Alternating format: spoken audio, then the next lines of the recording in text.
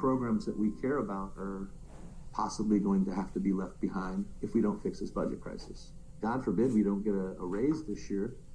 I mean, with the inflation as it is and cost of living in Austin, who doesn't get a raise, and who doesn't need a raise just to be able to raise their own kids?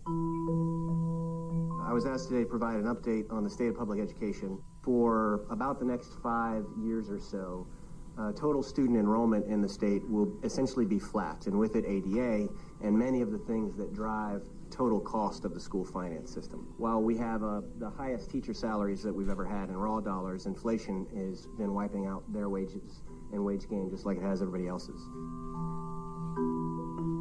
We're dealing with a perfect storm, right? We never have gotten back to our attendance pre-pandemic. Insurance costs go up, utility costs go up, every single thing, including salaries, has gone up. What I essentially am doing now as we move forward is making sure that we're insulated and not relying on what the state legislature may do, because they've proven to us that they're willing to do nothing. And every day counts. Like every day a student is going home with less resources. We have to act with a sense of urgency. I think we can get this through supply. What is your feeling, though, on all these districts that are passing deficit budgets going into the next school year? Well, yes, I think they're difficult situations financially, of course, and it's certainly a result of negotiations that did not finalize in the last legislative session. I mean, we have the money approved in the budget for billions of dollars in addition for public schools. Unfortunately, we weren't able to pass the bill that authorized the spending of that money because the governor insisted it be tied to a universal voucher. Billions of dollars are sitting there. Superintendents and teacher organizations were testifying in committee. We'd rather not have it if school choice were to pass. 6 million public school kids, 40,000 education savings accounts.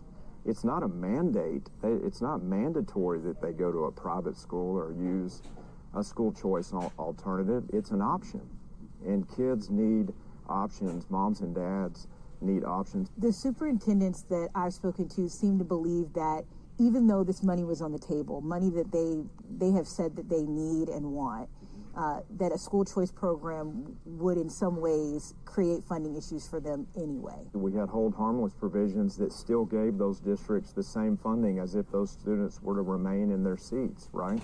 For a limited time, right? It wouldn't have lasted. Our budget's every 2 years. We try not to obligate ourselves forever in the future because we don't know. But a lot of the superintendents, they didn't realize that till after session. That's why they're coming to me now saying, can we get that deal back that was on the table when session ended? Because that actually was a good deal. What superintendents are you hearing from who are saying that to you? I've been to conferences with 300, 350 superintendents at a time, and I've had superintendents standing in line 30, 40 deep. I didn't know every superintendent in the room, so I'm not sure exactly what districts they were from, but it happened. The situation arises again where it's school choice or funding. What do you plan to do? I'm still weighing the opinions of the new members coming in. I'm trying to listen, and we haven't made those decisions yet. If vouchers is tied to more school funding, what do you do? We are about 3 votes down in our effort to defeat vouchers because the governor took out many of the Republicans who were opposed to vouchers. Every family needs to do what's best for them. But when you start asking the taxpayer to foot the bill for schools where there's no accountability and there's no requirement that these private schools even take these students, shouldn't we ensure that our kids can access the best education they can at our neighborhood public schools when those are the schools that everyone is entitled to go to? In 2019, under House Bill 3, Texas lawmakers increased a major source of funding, the basic allotment. School districts began getting $6,160 per student from the state, but the legislature has not increased the basic allotment in the 5 years since then, through a pandemic, inflation, and a historic teacher shortage. Central Texas school leaders say they need at least a $1,000 increase to the basic allotment just to restore the purchasing power they had in 2019. But in lawmakers' most recent proposals to increase it, most proposed to raise the allotment by less than $100. and even those attempts failed. I was shocked, honestly. I mean, I was shocked when they were talking about $50, $100. You know what $100 will do? What do you think the basic allotment needs to come up to? Well, I think in our budget we had a $65 to $70 increase in the basic allotment. But again, with the teacher pay raises, for most districts that number was really a $350 basic allotment increase. I think somewhere in between will be where we end up. It's really not, that's not enough, not even close to be enough. I mean, we'll take it, obviously, we're desperate here, but like, honestly, that was not what we need. We need a lot more. We aren't politicians, but we're having to deal with politics.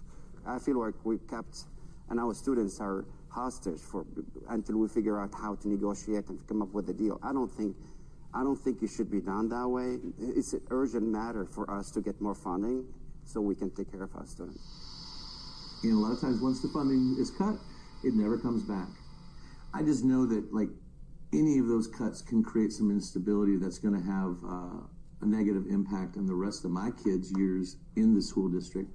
And just to know that because the state's not stepping up to help with funding like it should, we would lose some of those programs we've worked so hard to build. That's very disheartening. Some Central Texas school districts have not finalized their budgets for the school year, but some tell us they too project budget deficits.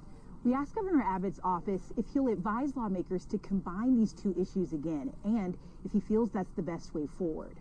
His press secretary said in part the governor has provided more funding for public education than any Texas governor. He also said he would not stop until Texans have their voices heard and school choice is the law of the land. On KXAN.com, under the Investigates tab, you can explore our database showing how school districts in Central Texas and beyond are doing financially. In Austin, I'm Kelly Wiley. And I'm Nabil Ramadna, reporting for KXAN News.